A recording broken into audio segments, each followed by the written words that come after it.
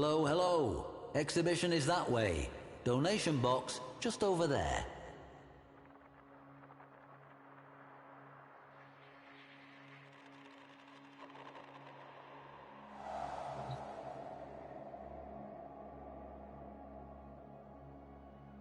Lavos, the transmuter, called by some, anachronistically, the alchemist. Transmutation, you say?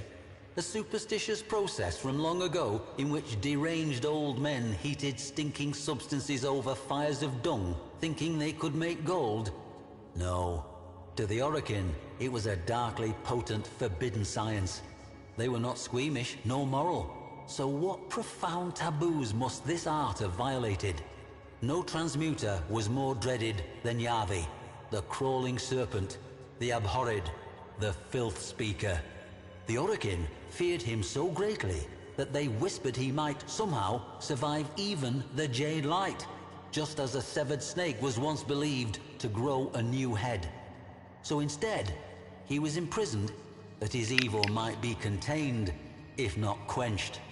His jailer was a brute of a Warframe named Lavos.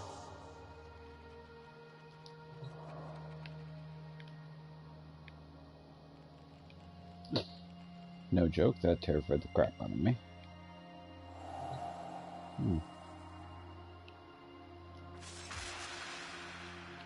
The prison of Dabeoth Kra no longer stands. Both it and the slumped Venusian mountain peak upon which it stood were long ago obliterated.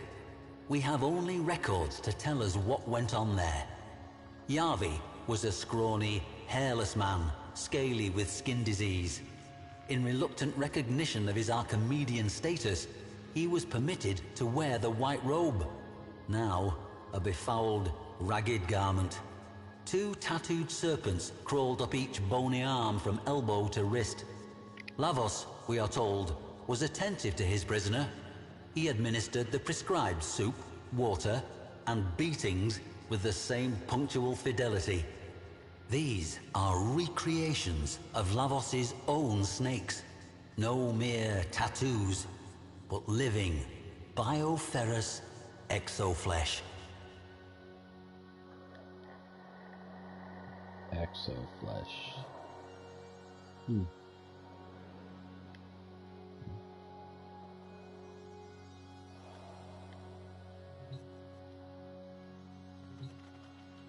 Observers at the prison reported that Yavi was frequently whispering to Lavos. There was some concern among the wardens, but they dismissed the whispers as mere posturing. Yavi's cell walls began to fill up with scrawlings, using blood and filth as ink.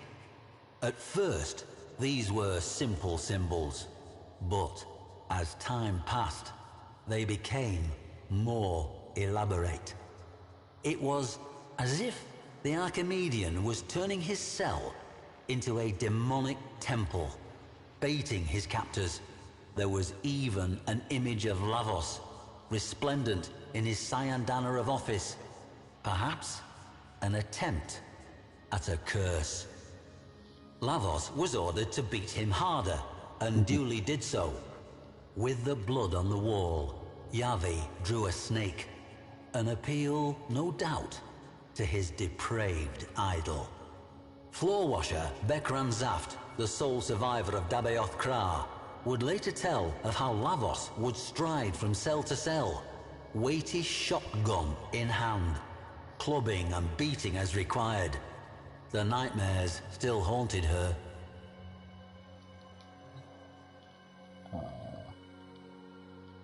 Probably would have been more amusing bringing Lavos here.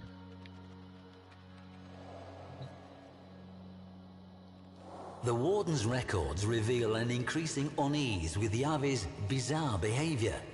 Regardless of the potential risk, they determined that he should be executed. After a fashion. They would use cellular reversal. Yavi would be reduced to a mere biological pulp with no more sentience than bread mold. But the executioner? No jailer wanted to be the pobber to bell that cavat. So Lavos received this ceremonial helm, along with the power to reconfigure organic matter. He could be their instrument. The walls, floor, and ceiling of the cell were, by now, overwritten with text. Lavos watched over Yavi continually. Bekran Zaft tells us that, curiously, Lavos no longer beat the prisoners in the other cells. Even when the inmates shoved one of their hated fellows into his path, expecting a bloody beatdown, Lavos merely waited for him to get back to his feet before moving on. Jesus Christ, Wisp.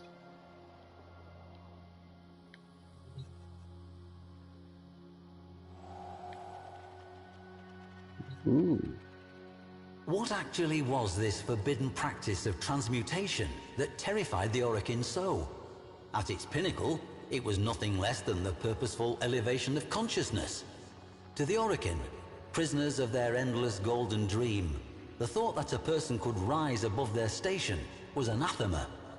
Transmutation could turn commoners into kings, or riches into garbage. Worst of all, it could teach people not to be afraid. I have seen a preserved image of Yavi's cell. His scrawlings were not demonic sigils and barbarous texts, but star charts, evolutionary trees, genome structures. Yavi was not defying Lavos with these cryptic daubings in his own blood. He was enlightening him. Not dark sorcery at all, but radiant science. And the snake? A symbol not of corruption, but of healing. Yavi was a teacher. He might have taught millions. Now he had only one student, but that student was attentive.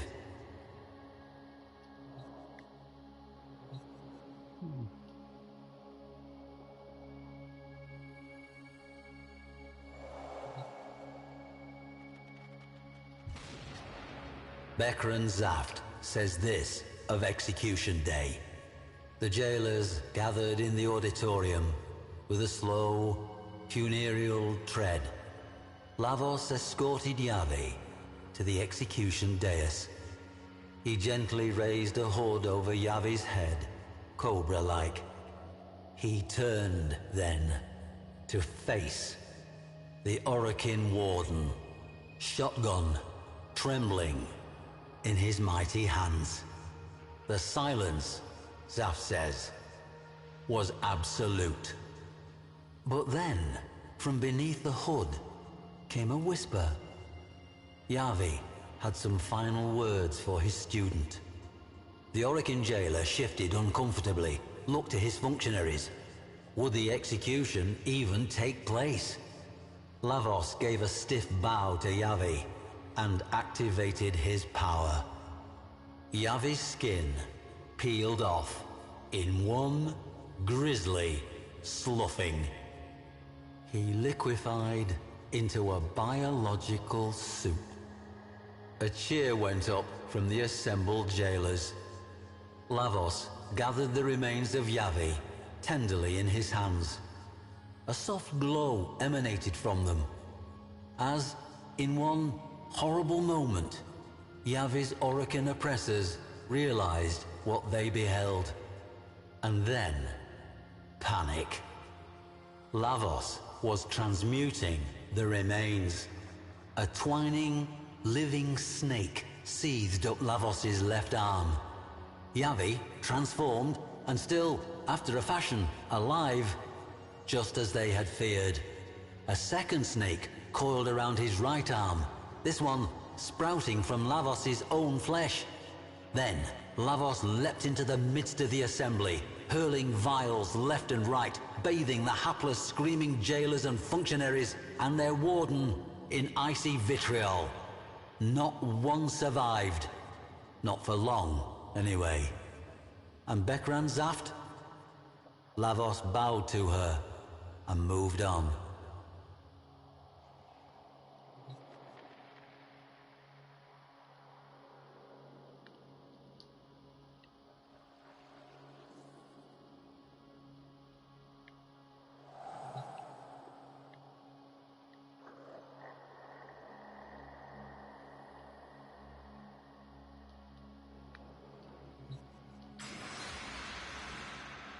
They say that Lavos often takes counsel from his serpents.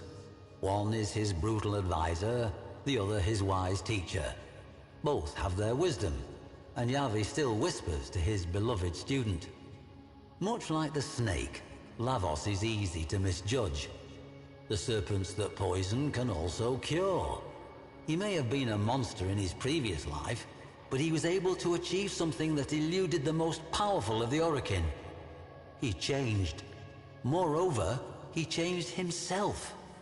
Yavi may have helped and instructed, but the will to change must have begun with Lavos. Perhaps we all have that golden gleam coiled within us somewhere, ready to slither forth from its old skin. We must only beware that we do not condemn as devilish that which we do not yet understand. Strong words. Now where's that card? Is it back here?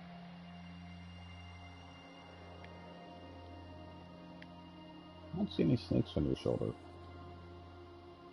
Oh, I guess those are the snakes coming on the arms. Maybe. They did say he was stronger. Or was that the person in jail? I don't remember. Alright, let's go see. Sometimes they hide my code back in here. I can't even get over there, so bad it's there. Had him hid right back here before. Nothing there, I can't get back there.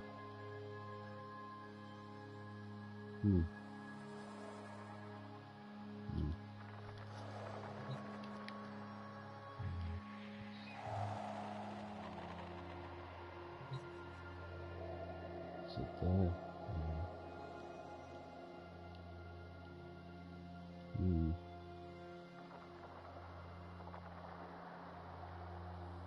Nothing there either.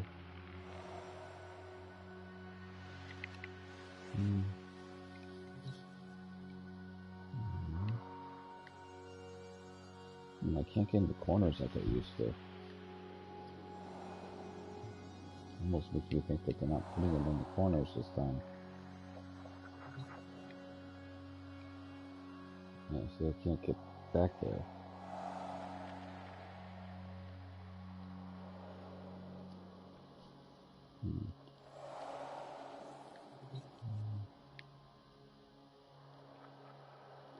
See, that's what the snakes are supposed to look like.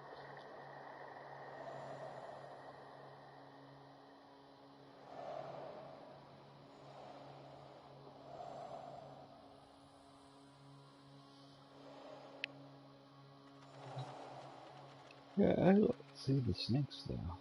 I guess that is them on the arm. Well, it does look like it from the back at least. Only curl up to the head too, I suppose.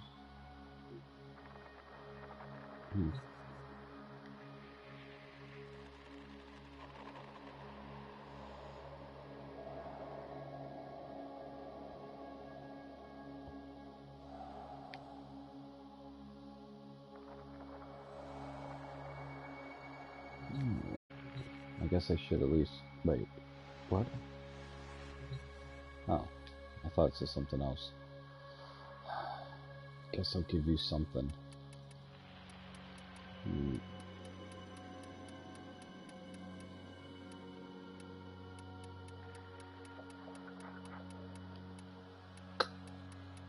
Why is this so difficult? There we go. That's fine.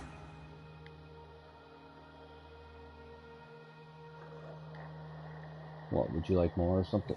Damn it, Wisp. Wait, what? I swear for a quick second I see... Wait, that's not the donation button. What is that?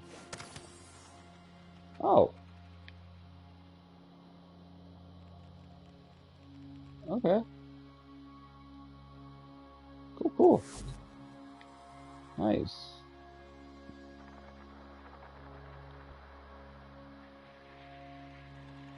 I did grab it right, I didn't just put it back. Because that would be funny and sad at the same time. Cool. Nice. Oh, I can't get out that Lavos. Well. What the hell?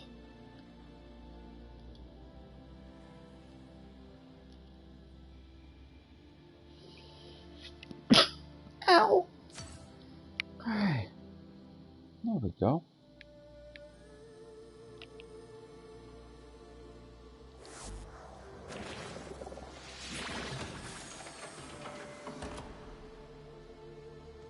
Got my star chart here. These wings are obnoxious.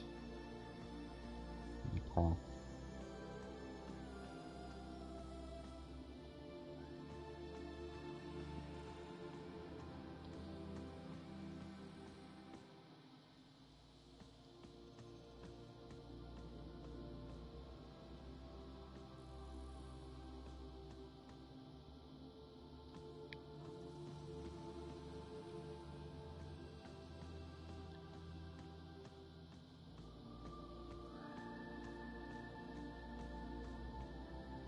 There's Lavos.